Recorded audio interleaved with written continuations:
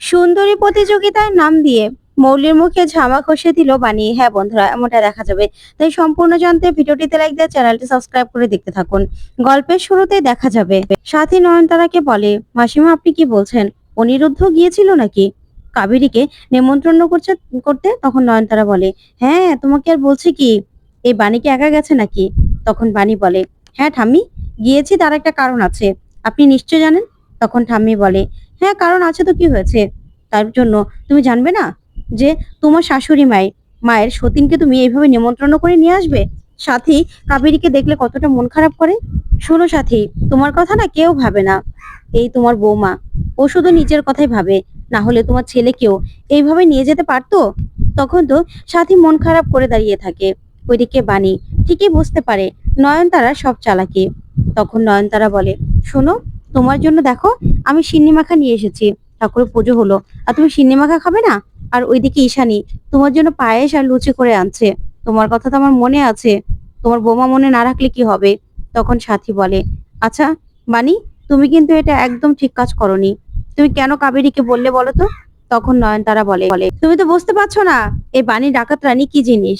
তখন বানি বলে, ঠাম্মি, আপনার বলা হয়ে গেছে, এবার বাকিটা আমি বলি। হ্যাঁ, আমি কাবেরী মাসিমা আর তাপস মেসোমশাইকে নেমন্ত্রণ করতে গিয়েছিলাম, আর আপনার ছেলেও গিয়েছিল মাসিমণি, কিন্তু সেটার একটা যথেষ্ট কারণ রয়েছে। তখনই নয়নতারা বলে, হ্যাঁ কারণ রয়েছে তো কি হয়েছে, অন্তরা মা হতে চলেছে, তাতে তুমি কেন ওই কাবেরীকে নেমন্ত্রণ করবে বলো তো? তখন তো সাথী এই কথা শুনে খুশি হয়ে যায়, বলে কি, অন্তরা মা হতে চলেছে? সত্যি কথা, আমাদের অন্তরা মা হবে?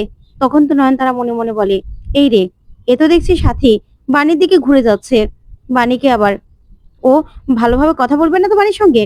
তখন নয়নতারা বলে, হ্যাঁ মা হচ্ছে তো কি হয়েছে, সেজন্যই ডেকে আনতে হবে নাকি কাবেরীকে? কাবেরী এই বাড়িতে কেন আসবে, জানে না? বাণী কি জানে না তোর শাশুড়ি মায়ের সঙ্গে কাবেরী কি করেছে? তখন বাণী হাসে আর বলে, কেন ঠাম্মি, কাবেরী মাসিমার সঙ্গে তো খুব গল্প করলেন এতক্ষণ, নিজেরা কি সুন্দর একা একা কথা বললেন, কত হাসাহাসি করলেন, আর এখনই এই কথাগুলো বলছেন? বাহ, আপনার ব্যাপারটা তো খুব মিষ্টি ঠাম্মি। আমি না আসলেই আপনাকে না মাঝে মাঝে চিনতেই পারি না। তখনই নয়নতারার মুখটা একদম ফ্যাকাশে হয়ে যায়। তারপরে সাথী বলে, তারপরেও বানি, তুমি কিন্তু কাজটা একদম ঠিক করনি। তখন নয়নতারা বলে, আমিও তো তাই বলছি, বানি একদম কাজটা ঠিক করেনি।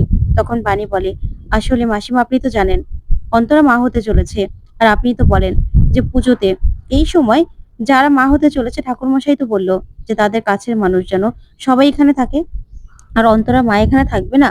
বলুন তো, অন্তরার কাছের মানুষ বলতে ওর মাই তো আছে, আর আপনিও তো চান যে অন্তরা সবসময় ভালো থাকুক, সেই জন্যই না আমি ওদেরকে নেমন্ত্রণ করেছি। তখন কাবেরী বলে, আর বানি, এত বড় একটা কথা তুমি আমাকে বললে না, একটুও বললে না, কেন বললে না বলো তো? তখন বানি বলে, মাসিমা, এই পুজোর সময় সবাইকে বলতাম, আসলে তখন আপনাকে বলা হয়নি, আপনি কি আমার উপর রাগ করেছেন বলুন তো? তখনই সাথী বাণীর মাথায় আশীর্বাদ করে আর বলে, না বাণী, রাগ করিনি। তখন তো নয়নতারা প্রচন্ড রেগে যায়, আর সাথীর মুখের ওপর সেই পায়েসের বাটিটা রেখেই তারপর সেখান থেকে চলে যায়। তখন বাণী বলে, মাসিমণি, ঠাম্মির না এই ব্যাপারটা পছন্দ হলো না, এই যে আপনি আমার কথা মেনে নিলেন, আমার উপর থেকে সব রাগ চলে গেল, এই ব্যাপারটা না একদম ঠাম্মি মেনে নিতে পারেনি। তখন সাথী বলে, তারপরেও বাণী, তুমি কিন্তু কাজটা একদম ঠিক করনি। তখন বাণী বলে, তারপরেও মাসিমা খুব ভয় করছে, কেমন যে কি হচ্ছে। তখন বাণীর অনিরুদ্ধ সে রাগের কথা মনে পড়ে যায়। ওইদিকে অনিরুদ্ধ ঈশানীকে বলে, মাসিমা আমি আপনাকে কথা দিচ্ছি, আপনি আমাকে ক্ষমা করে দিন, আমি মৌলিকে কোনোদিনও আর এরকম কিছু করব না, বলবো না, মৌলির উপর আর রাগ দেখাবো না। কিন্তু হ্যাঁ, আমি একটা কথা বলে দিচ্ছি, আমার বউ আর সন্তানের উপর কেউ যদি কোনো রকম কোনো আক্রমণ করার চেষ্টা করে, তাহলে কিন্তু তাকে আমি ছাড়বো না। আমার বউ আর সন্তানের ক্ষতি করার চেষ্টা করলে তাকে কিন্তু আমি ঠিক শেষ করেই ছাড়বো, তাকে শাস্তি দিয়েই ছাড়বো। তখনই ঈশানী বলে, হ্যাঁ তাই তো, এখন তো মৌলি খুব অন্যায় করছে, মৌলিকে তো আজকাল আমি চিনতে পারি না, তোমাকে আর কি বলবো, এখন তো সবাই সবার আপন হয়ে গেছে, শুধুমাত্র আমি নিজেই কিছু বুঝতে পারছি না। তখন এই বলেই ঈশানী দাঁড়িয়ে পড়ে, আর তখন ঈশানী দাঁড়িয়ে দাঁড়িয়ে কাঁদতে থাকে। ওইদিকে অনিরুদ্ধ সেখান থেকে বেরিয়ে চলে যায়। তারপর অনিরুদ্ধ এসে দেখে বাণী দাঁড়িয়ে আছে। তখন বাণীকে বলে, কি হয়েছে বাণী, তুমি এইভাবে দাঁড়িয়ে আছো কেন? তখন বাণী বলে, মিস্টার চ্যাটার্জি, কি বললো মা? তখন অনিরুদ্ধ বলে, মাসিমার কাছে আমি ক্ষমা চেয়ে নিয়েছি, তখন বাণী বলে, আপনার কিন্তু এরকম ভাবে মাথা গরম করা একদম উচিত হয়নি। তখন অনিরুদ্ধ বলে, তারপরেও বাণী, লড়াইটা কিন্তু এতটা সহজ হবে না। আমি জানি আমি যা করেছি ভুল করেছি, কিন্তু মৌলি যা করছে একদম ঠিক করছে না। শোনো, এখানে কলকাতা মিস বিউটি গ্ল্যামার একটা কম্পিটিশন হচ্ছে। সেই কম্পিটিশনে আমি তোমাকে নাম দিতে চাই। এই কম্পিটিশনটা কিন্তু খুব কঠিন, তারপরেও তোমাকে নিজেকে প্রমাণ করতে হবে। তখন তো বাণী এই কথাগুলো শুনে অবাক হয়। তখন অনিরুদ্ধ বলে, আমি চাই এই কম্পিটিশনে তুমি ফার্স্ট হও, নিজেকে প্রমাণ করো, এই বাড়ির যোগ্য মেয়ে হিসেবে নিজেকে প্রমাণ করো। তখনই বাণী বলে, আপনাকে আমি কথা দিচ্ছি মিস্টার চ্যাটার্জি, আমি নিজেকে প্রমাণ করব। মায়ের যোগ্য মেয়ে হিসেবে নিজেকে আমি প্রমাণ করেই ছাড়বো। তারপরে দেখা যাবে বাণী, অনিরুদ্ধ আর জয়ন্তরা সেই প্রতিযোগিতায় নাম দেওয়ার জন্য চলে যায়। তখনই সেখান থেকে ফর্ম নিয়ে পূরণ করতে থাকে অন্তরা আর বাণী। তখনই সেখানে মৌলি চলে আসে, আর মৌলি দেখে মনে মনে বলে, বাণী, তুমি এখানে পৌঁছে গেছো না? এবার দেখো তোমার কি অবস্থা করি আমি। ওইদিকে বাণী ঠিকঠাক মতো ফর্মটা পূরণ করতে থাকে। তখন মৌলি বলে, তোমাকে এমন ভাবে অপমান করব না যে তুমি সারা জীবন মনে রাখবে, তুমি আর উঠেও দাঁড়াতে পারবে না। ওইদিকে দেখা যাবে দুজন কথা বলছে। তখনই একজন বলে, আমি আর কি করেছি? তখন সে কম্পিটিশনের দায়িত্বে থাকা দুজন, একজন বলে, আমি আর কি করেছি বলো তো? আমি তো শুধু ছেলেদের প্রপোজ করেছি, এই তো। তখন আরেকটা মেয়ে বলে, হ্যাঁ প্রপোজ করেছো তো, সেখানে যদি একজন বিবাহিত ছিল সেটা কি তুমি ভুলে গেছো? তুমি তো সেটাও খেয়াল করোনি। তখন মেয়েটা বলে, আমি কি করে জানবো যে বিবাহিত ছিল? তখনই বাণী সব কথাগুলো শুনতে থাকে। ওইদিকে মৌলিও দাঁড়িয়ে দাঁড়িয়ে সব কথা শুনতে থাকে। তখনই মেয়েটা বলে, শোনো, তোমাকে না এখানে আর কাজে রাখা যাবে না। এদিকে বাণীর ফর্ম পূরণ করা হয়ে যায়। তখনই বাণী ফর্মটা পূরণ করতে যাবে, তখন মৌলি এসে ফর্মটা টান্দা নিয়ে নেয় আর বলে, শোনো বাণী, তোমার না এখানে কোনো কাজ নেই। তুমি এখানে কি করতে এসেছো বলো তো? তুমি তুমি হবে। তখন মৌলি বলে, শোনো, তোমরা যে প্রেগনেন্ট সেটা কি এখানে বলেছো? এখানে বিবাহিত মেয়েদের আর প্রেগনেন্ট মেয়েদের কোনো রকম কোনো জায়গা নেই। তারা না এই প্রতিযোগিতায় নাম দিতে পারে না। তখন চিৎকার করে করেই এই কথাগুলো মৌলি বলতে থাকে। তখন সেখানে থাকা মেয়েগুলো বলে, আপনারা প্রতিযোগিতায় নাম দিতে এসেছেন, তাহলে আমরা দোষ করেছি কি? তখন সেখানে থাকা একজন লোক যে কিনা ফর্মগুলো জমা নিচ্ছিল, সে বলে, কি হয়েছে ম্যাডাম? তখন মৌলি বলে, দেখুন না, এখানে এই প্রতিযোগিতায় কোনো বিবাহিত মেয়ে কে এই প্রতিযোগিতায় নাম দিতে পারবে? পারবে না তো। এই বাণী চ্যাটার্জি, ও বিবাহিত এবং প্রেগনেন্টও, তাহলে ও কি করে এই প্রতিযোগিতায় নাম দিবে? তখন লোকটা বলে, সরি ম্যাম, আপনি এখানে প্রতিযোগিতায় নাম দিতে পারবেন না। তখন বাণী বলে, কেন? এখানে কোথায় লেখা আছে যে বিবাহিত হলে, প্রেগনেন্ট হলে সে প্রতিযোগিতায় নাম দিতে পারবে না? তখন লোকটা বলে, দেখুন ম্যাডাম, এটা নিয়ম, এখানে এই নিয়মেই চলে, তাই এই প্রতিযোগিতায় আপনি অংশগ্রহণ করতে পারবেন না। তখন বাণী বলে, কি বললাম আপনি শোনেননি? কোথায় লেখা আছে যে বিবাহিত আর প্রেগনেন্ট মহিলারা এই প্রতিযোগিতায় নাম দিতে পারবে না? এখানে তো কোথাও লেখা নেই। তাহলে আপনারা কেন এসব কথাগুলো বলছেন? আমি তো সেটাই বুঝতে পারছি না। আমিও তো একটু আগে শুনলাম যে ওনারা দুজন কথা বলছিল, এখানে আগেও বিবাহিত কেউ প্রতিযোগিতায় নাম দিয়েছে, তাহলে আমার বেলায় কেন অন্যটা হবে? আপনারা লুকিয়ে এইভাবে কোনো কিছু করতে পারেন না।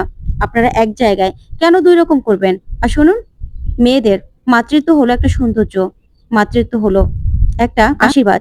এটা না বিয়ের পরে প্রতিটা মেয়ের জন্য একটা আশীর্বাদের মতো, সে মা হতে পারে। আর এটা সবার দ্বারা সম্ভব হয় না। যাদের দ্বারা সম্ভব হয় না তারাই না এরকম বলতে পারে। আর আমি যদি বিবাহিত হয়েও, আমি প্রেগনেন্ট হয়েও এই প্রতিযোগিতায় অংশগ্রহণ করতে পারি, তাতে তো আপনাদের কোনো সমস্যা থাকতে পারে না। তারপর আরো অনেকগুলো কথা শুনিয়ে দেয় বাণী। তখন তো লোকটা নিজের ভুলটা বুঝতে পারে আর বলে, হ্যাঁ ম্যাডাম, আপনি এই প্রতিযোগিতায় অবশ্যই অংশগ্রহণ করতে পারবেন। আমি নিজের ভুলটা বুঝতে পেরেছি। আমিও তো একজন নারীর গর্ভ থেকে এসেছি, তাই না?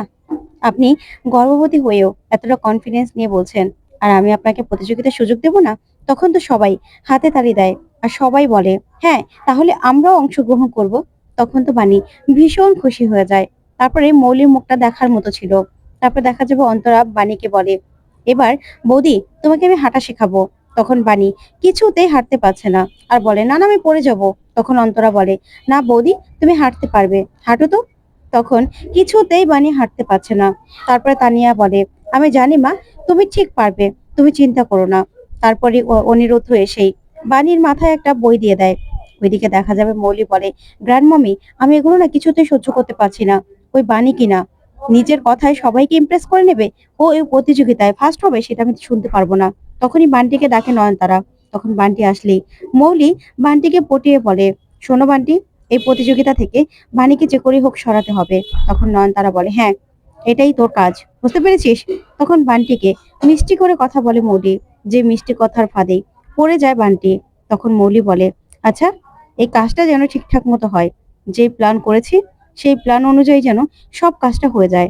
তখনই বান্টি বলে, হ্যাঁ হ্যাঁ, চিন্তা করবেন না, কাজ হয়ে যাবে। তখন তো বান্টি সেখান থেকে চলে গেলে এদিকে নয়নতারা মৌলিকে বলে, শোনো দিদি ভাই, মিষ্টি মিষ্টি কথা বলেই বান্টিকে দিয়ে এই কাজটা করিয়ে নিতে হবে, বুঝতে পেরেছো? বান্টি যেন কিছুতেই কিছু না বুঝতে পারে। তখনই বান্টি প্রতিযোগিতার নাম দেবে শুনেই ভীষণ খুশি, একা একা নাচ করতে থাকে। ওইদিকে নয়নতারাও ভীষণ খুশি হয়ে যায়। তারপরে দেখা যাবে বাণী মাথায় বই নিয়ে নিজের লক্ষ্যে সুন্দর করে পৌঁছে যায়, খুব সুন্দর করে হাঁটতে থাকে। যা দেখে তানিয়া অনিরুদ্ধ ভীষণ খুশি হয়ে যায়, বলে, আমি জানতাম তুমি ঠিক পারবে। ওইদিকে আর্যর খুব মন খারাপ। তখন অন্তরা বলে, কি হয়েছে? তখন বাণী আর অনিরুদ্ধ বলে, কি হয়েছে আর্য? তখন আর্য বলে, না গো, আমার দ্বারা না চাকরি হবে না, আমার মনটা খুব খারাপ, মনটা একদম ভেঙে গেছে। তখন বাণী বলে, চিন্তা করো না তুমি। তারপর অন্তরা বলে, তুমি এত ভাবছো কেন বলো তো? সবে তো মাত্র তুমি পরীক্ষা দাও শুরু করেছো চাকরির জন্য, চাকরি ঠিক পেয়ে যাবে। তখন বাণী বলে, হ্যাঁ আর্য, তোমার ঠিক চাকরি হয়ে যাবে, তুমি ভেবো না। তখন অনিরুদ্ধ বলে, তুমি এত চিন্তা করছো কেন? আমি আছি তো তোমার দাদা। তখন আর্য বলে, তারপরেও অনিরুদ্ধ দা, আমি না ভাবতে পারছি না, এত পড়াশোনা করে এখনো নিজের পায়ে দাঁড়াতে পারছি না, আর আমি এত বড় একটা দায়িত্ব পালন করব কি করে? তখন অন্তরা বলে, তুমি এসব ভেবো না তো, মন খারাপ করো না। তখনই বাণী অনিরুদ্ধকে বলে, শুনুন না, আমরা কি দাদুর সঙ্গে কথা বলতে পারি না? তখন অনিরুদ্ধ বলে, হ্যাঁ, দাদুর সঙ্গে এবার কথা বলতে হবে, কিন্তু দাদু মানবে বলে তো মনে হয় না। তখন বাণী বলে, আমাদেরকে বুঝিয়ে বলতে হবে নিজেদের কোম্পানি থাকতে, আর যে এভাবে বেকার থাকবে, না না, আমি জানি দাদু ঠিক মানবে, দাদু আমাদের কথাটা ঠিক বুঝবে। তখন অনিরুদ্ধ বলে, ঠিক আছে, দাদুর সঙ্গে আমরা এই নিয়ে কথা বলবো। তো বন্ধুরা, কেমন লাগলো আজকের আপডেট? কমেন্ট করে জানাও। ধন্যবাদ।